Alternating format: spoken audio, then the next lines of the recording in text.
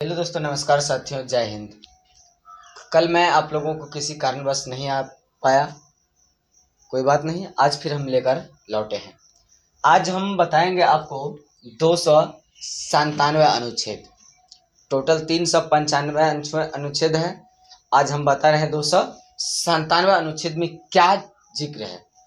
करा कि भारत के क्षेत्र या जमीनी, जो भारत के क्षेत्र है उसमें जमीनी विवाद या फिर जमीन का बात हो या फिर जमीन में कोई ऐसा मूल्यवान वस्तु पाया जाए, चाहे वह खजाना खदानिक हो या फिर गैर खदानिक हो, सोना, चांदी, पेट्रोल, कोयला, अभ्रक, जस्ता इत्यादि बहुत सारे चीज होगा, तो इस पर अधिकार जो है केंद्र सरकार का ही होगा और इस पर अधिकार राज्य सरकार का नहीं होगा। तो कहने का मतलब जो राज्य में है वो राज्य को तो फायदा होगा क्योंकि राज्य को टैक्स मिलेगा, लेकिन जो है जहां नहीं है तो उसको नहीं मिल पाएगा। कारण लेकिन भूमि से और कानूनी वस्तुएं जैसे हथियार, बम, बारूद, गोला, तोप, शराब का भट्ठे, ये सब कुछ भी रहेगा तो आम जनता का होगा, वस्तु व्यक्ति का होगा। हथियार जैसे सोना, शराब, विदेशी मुद्रा, भाई तू लाया तो लाया कहाँ से, इस सब पर अधिकार जो है राज्य सरकार का होता है।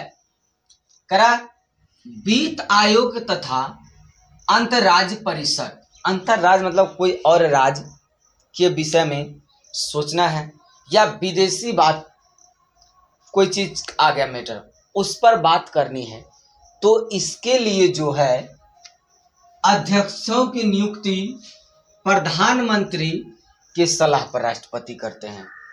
क्या कह रहा है फिर सुनिए। वित्त आयोग तथा अंतर्राज्य कोई और राज्य परिषद के अध्यक्षों की नियुक्ति पीएम के सलाह पर, प्राइम मिनिस्टर के सलाह पर, यानी कि प्रधानमंत्री आदेश देंगे तब राष्ट्रपति इसको क्या करते हैं, नियुक्त करते हैं। क्या करते हैं, राष्ट्रपति करते हैं। राष्ट्रपति जिसको चाहेंगे वह उसको नियुक्त कर सकते हैं। तो प्रधानमंत्री के सलाह पर राष्ट्रपति करते हैं। अनुच्छेद 300 है संपत्ति का अधिकार। संपत्ति जो है उसका भी अधिकार है। कारण जो अभी कानून या विधिक अधिकार हो गया है, पहले कानूनी अधिकार था, बाद में विधिक अधिकार कर दिया। कानूनी अधिकार को जनता नहीं छीन सकती है क्योंकि जनता के तो दिया नहीं। कानूनी अधिकार हमको कौन दिया है, पॉलिटिक्स से मिला है, राजनीतिक अधिकार है, तो इसको छीन भी कौन सकता है, वही छीन सकता है। राजनीतिक करने वाले छीन सकते हैं। एक नवनिर्वाचित सांसद है देवेश चंद्र ठाकुर सीतामढ़ी के, उन्होंने कहा कि मैं मुसलमान और यादवों का काम नहीं करूंगा। खैर ये नहीं होना चाहिए क्योंकि जनमत है तो जनता किसी को मत दे सकते हैं, तो उनको नहीं वोट देता कहता हम उसको नहीं काम करेंगे, ये गलत बात है। आप काम कीजिए तब देखिएगा आपको जनता फिर दोबारा देती है या नहीं देती है, क्योंकि आपका अधिकार नहीं है छीनने का। कानूनी अधिकार, कानूनी अधिकार सरकार छीन सकती है। आप सरकार में नहीं है, सरकार के अंग है, लेकिन आपके पास पावर नहीं है, तो कह कि छीन नहीं सकती है, लेकिन सरकार छीन सकती है।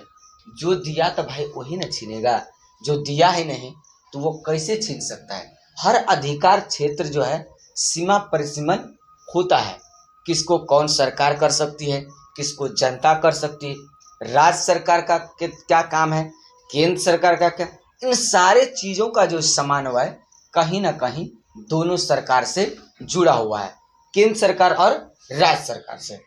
अगला देखिए आपका है अनुच्छेद 16, भाग 16 का अनुच्छेद 308 से लेकर के 323 तक। इसमें हम बताएंगे संघ एवं राज्य लोक सेवा। संघ एवं राज्य लोक सेवा आप लोग सुने होंगे, संघ लोक सेवा आयोग, बिहार लोक सेवा आयोग, बीपीएससी पीसीएस के तरह वो जो होता है, ये होता है राज्य लोक सेवा आयोग। एक होता है केंद्रीय में, तो ये होता है लोक सेवा आयोग चयन पार्षद।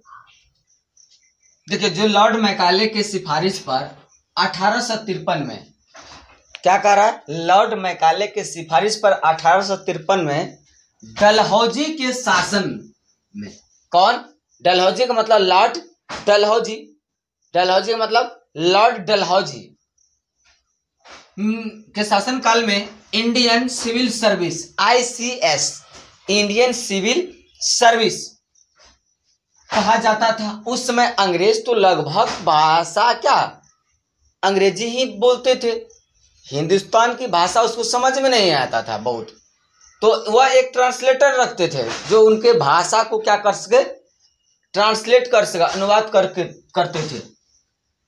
दूसरा कह रहा है कि 1919 के भारत अधिनियम, 1919 के अधिनियम का नाम था चेम्सफोर्ड अधिनियम।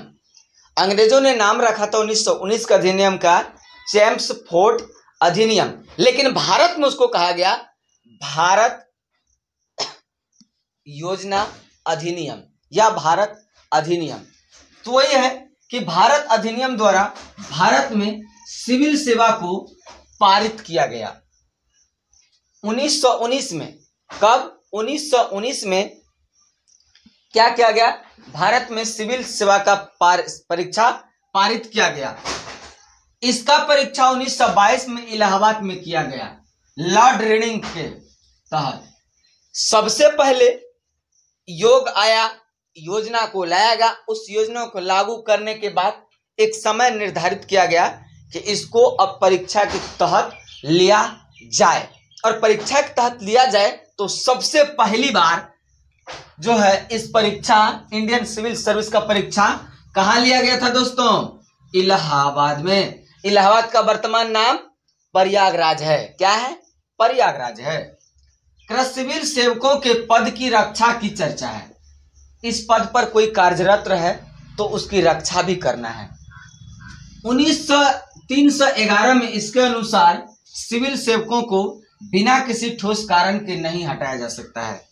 करा अनुच्छेद 311 जो है उसमें चर्चा है कि बिना किसी ठोस कारण के आप किसी भी प्रकार के सेवक को हटा नहीं सकते। सिविल सेवा में जो तैनात आदमी है, जैसे आप लोग सुनेंगे SDM, SDPO, BTO, CO, ये सबको हटा नहीं सकते हैं। ट्रांसफर हम कर सकते हैं, हटा बिल्कुल नहीं सकते, ये होती है। सिविल सेवकों को हटाने की चर्चा 317 में है। इसके अनुसार इन्हें हटाया जा सकता है और हटाने के लिए कदाचार मुक्त मुकदमा चलाया जाएगा कोर्ट में। क्या कर रहा है, सिविल सेवकों में जो तैनात है उसको हटाने के लिए क्या करना पड़ेगा, कदाचार मुक्त मुकदमा चलाया जाएगा। कहाँ पर, न्यायालय में, और न्यायालय जो फैसला सुनाएगी वह मान्य होगा। न्यायालय चाहे तो हटा सकती है, न्यायालय नहीं चाहे तो नहीं हटा सकती है। तो ये कह रहा है कदाचार का मुकदमा चलाना होगा और उस आधार पर उन्हें राष्ट्रपति हटाएंगे। इसको हटाने का पावर किसको है, राष्ट्रपति को, ना कि राज्य सरकार और केंद्र सरकार को। तो भाई स्वाभाविक है, उसको निष्कासित कर सकते हैं, हटा नहीं सकते हैं। अनुच्छेद 312 में कह रहा है अखिल भारतीय सेवा। क्या कह रहा है अनुच्छेद 312, अखिल भारतीय सेवा के सृजन करने का अधिकार राज्यसभा सांसद को देती है। किसको देती है, राज्यसभा सांसद को। दोस्तों सांसद दो प्रकार के, एक लोकसभा सांसद, एक राज्यसभा सांसद। जो राज्यसभा सांसद का काम होता है वो अलग होता है और केंद्र सरकार का भी काम अलग होता है।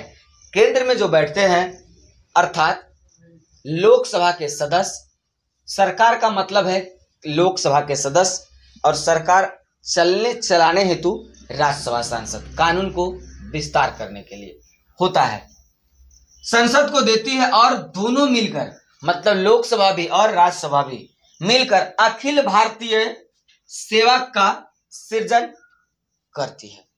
दोनों मिल जाएगा, लोकसभा राज्यसभा, तब जाकर के क्या करेगा, इसका सृजन होगा, निर्माण होगा, और वही कानून बन करके क्या होगा, फिर लागू होगा। समय समय पर परीक्षा लिया जाएगा, परीक्षा में विद्यार्थी अभ्यर्थी अपना भाग लेंगे पास करेंगे और उसको फिर सेवा में तैनात किया जाएगा। जय हिंद दोस्तों, जय भारत। फिर मिलते हैं आप सभी से।